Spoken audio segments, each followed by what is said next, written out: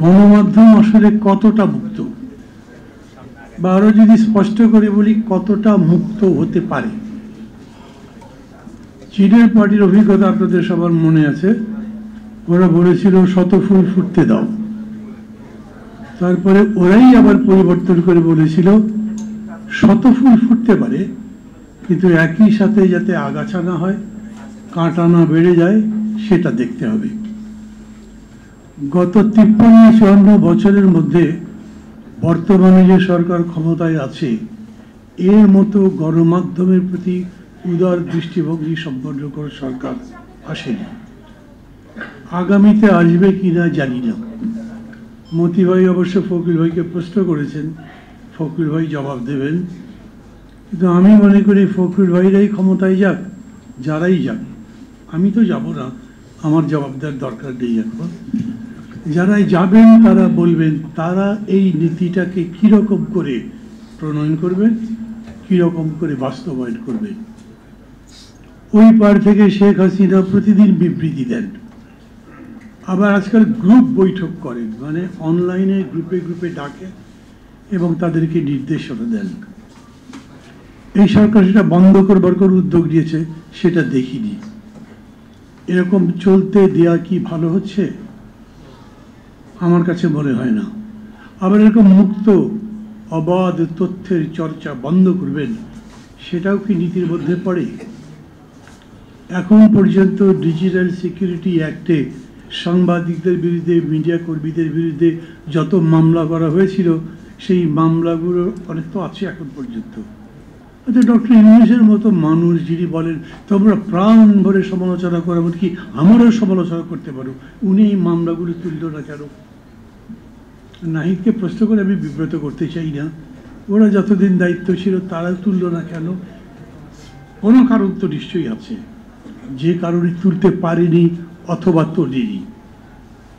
আপনি একেবারে অবাধ মুক্ত সাংবাদিকতা যদি চান, তথ্যের প্রবাহ যদি চান, তার মানে কোনো ব্যাপারে কোনো নিয়ন্ত্রণ করতে পারবেন না, তাই কি? সেইভাবে এখনকার রাষ্ট্র চলবে? সেরকম করেই যদি চলতে দেন, তাহলে এই যে আওয়ামী লীগ ব্যান করো ইত্যাদি এত কথাবার্তা হুলস্থুল হচ্ছে, এগুলো করার তো কোনো রাইট নাই। পলিটিক্যাল পার্টি থাকতেই পারে, ওটা জাতিসংঘ বলুক কি না বলুক, আমাদের বিবেক কি বলে, আমাদের নীতি কি বলে। ওই কারণেই যখন আপনি গণমাধ্যমের নীতি করতে যাচ্ছেন, তখনও এই প্রশ্নগুলো আমি মনে করি আসা দরকার। আমি এডিএস কাউন্সিলকে এই জন্য ধন্যবাদ দিই, এবং বিশেষ করে মতি ভাই খুব কম কথা বলেন। এমনিতে যখন অনুষ্ঠান করেন, টক শো করেন, তখনও তো কথাই বলতে চায় না। এখনও কথা কথাই বলতে চায় না উনি। এখন উনি কথা বলতে চাননি, মধ্যেও বলেছেন ফখরুল ভাই কি করবেন বলেন তো ক্ষমতায় গেলে। এটা একটা হিউজ কোয়েশ্চেন, পুরো দেশের মানুষের মধ্যে প্রশ্ন। এই সরকারটা যাবে, তারপরে বিএনপি এসে আবার আগের মতো করবে না, বাড়াবাড়ি করবে, যা যা করছে বাবা এটাই তো দেখছি, পরে যেন কি হয়। They have to answer. আমি বলছি না বিএনপি বলে না, সব পার্টিকে আনসার করতে হবে, তো সবাইকেই বলতে হবে দেশটা যে বদলাতে চাই, তার খোল ললচে মধ্যে নতুন একটা দেশ করতে চাই, নতুন বাংলাদেশ, তার জন্য সব ব্যাপারই আপনাকে কথা বলতে হবে। জনগণ যাতে সেটা বুঝে শুনে সম্মত হয়, তার পক্ষে কাজ করে, সেরকম জায়গায় যেতে হবে। সেই বিবেচনা থেকেই আমি মনে করি চীনের পার্টির অভিজ্ঞতা আমাদের রাখা উচিত। আমি চীনপন্থী নই, কোনো এক সময় একটু একটু ছিলাম, এখন একেবারেই নাই। কিন্তু তারপরে আমি মনে করি অবাধ তথ্য প্রবাহ,